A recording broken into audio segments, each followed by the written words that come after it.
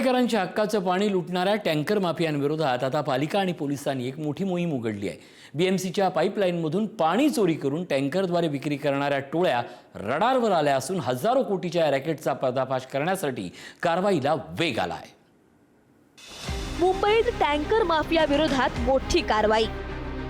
पालिकेच्या पाईपलाईनमधून पाणी चोरी, 5000त एक टँकर पाणी विक्री, 4 वर्षांपासून सुरू अवैध रॅकेट। मुंबई टँकर माफिया मुक्त होणार। मुंबई महानगरपालिकेच्या पाणी पुरवठा लाईनमधून पाणी चोरी करून ते टँकरद्वारे विक्री केले जात असल्याचा मोठा प्रकार समोर आला आहे। मागील 4 वर्षांपासून हे रॅकेट सुरू असल्याची माहिती मिळते। रहिवासी इमारतींच्या परिसरात पालिकेच्या पाईपलाईनच्या बाजूलाच बोरवेल खोदून पाणी उपसा केला जातो आणि त्याचं टँकरद्वारे विक्री केली जाते। मुंबई शहरातील टँकर माफियांविरोधात मुंबई महानगरपालिका आणि पोलिसांनी संयुक्त कारवाई सुरू केली आहे। बोरवेल जवळील पाईपलाईन तोडून पाणी चोरून टँकरद्वारे विक्री केली जात असल्याचं उघडकीस आलंय आणि त्यानुसारच मुंबई महानगरपालिकेने कारवाईचा बडगा उगारलेला आहे। एकीकडे मुंबई शहरातल्या नागरिकांचं हक्काचं पाणी वाचविण्याचा मुंबई महानगरपालिका प्रयत्न जरी करत असली तरी हे अवैध रॅकेट रोखण्यात मुंबई महानगरपालिकेला यश येणार का हे पाहणं महत्त्वाचं असेल।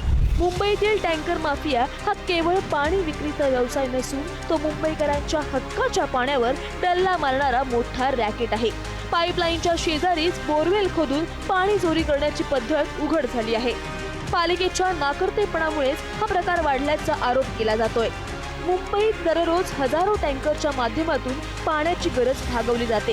त्या मागणीचा गैरफायदा घेत टँकर माफियांनी मोठं जाळं उभं केलं आहे।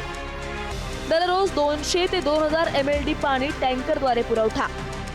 मुंबईत 5000 टँकर कार्यरत, 3 ते 5000 रुपये एका टँकरचा दर। पालिकेला 400 ते 500 टँकर झाडांसाठी। हे पाणी मिळवण्यासाठी विविध बेकायदेशीर मार्गांचा वापर केला जातो। भूजलाचा अनियमित उपसा, पाईपलाईन जवळ बोरवेल, विहिरींमधून पाणी उपसा, बांधकाम साइट्सवरून गैरवापर, या संपूर्ण रॅकेट मागे हजारो कोटींचा काळा बाजार असल्याचा अंदाज आहे। दैनंदिन उलाढाल 30 ते 75 कोटी, मासिक उलाढाल 900 ते 2250 कोटी, वार्षिक 10,000 कोटींपेक्षा अधिक आणि नफा 30 ते 50 कोटी। दरम्यान पालिका आणि पोलिसांनी संयुक्त कारवाई सुरू करत अनेक ठिकाणी छापे टाकले आहेत। पाईपलाईन जवळील अनधिकृत बोरवेल आणि पाणी चोरीचं जाळं उघड करण्याचे प्रयत्न सुरू आहेत। टँकरने पाणी चोरी होते, बरोबर। ती महानगरपालिकेचे जे फिलिंग पॉईंट आहेत तिथे टँकरने पाणी चोरी होते। ही चोरी फक्त टँकरवाले जाऊन करतात का? त्याला कोणीतरी अधिकारी मिळालेला असतो, संगनमताने होतं ना ह्या गोष्टी सगळ्या। तर मुळात त्या फिलिंग पॉईंटवरच्या ज्या गोष्टी आहेत चोरीच्या, ह्या थांबवणं हे अधिकाऱ्यांच्याच हातात आहे। कारण अधिकारी जर त्यांना संगनमताने मिळालेले नसतील तर ते कसे चोरी करू शकतील?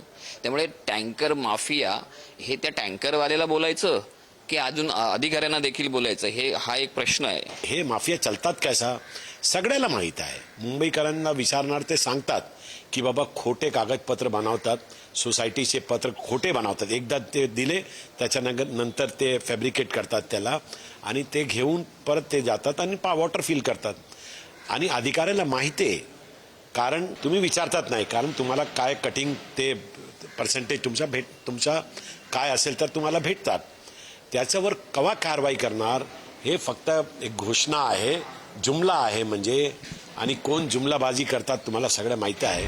मुंबईतील टँकर माफिया हा केवळ पाणी पुरवठ्याचा प्रश्न नसून तो व्यवस्थेतील मोठ्या त्रुटींचं प्रतीक मानला जातोय।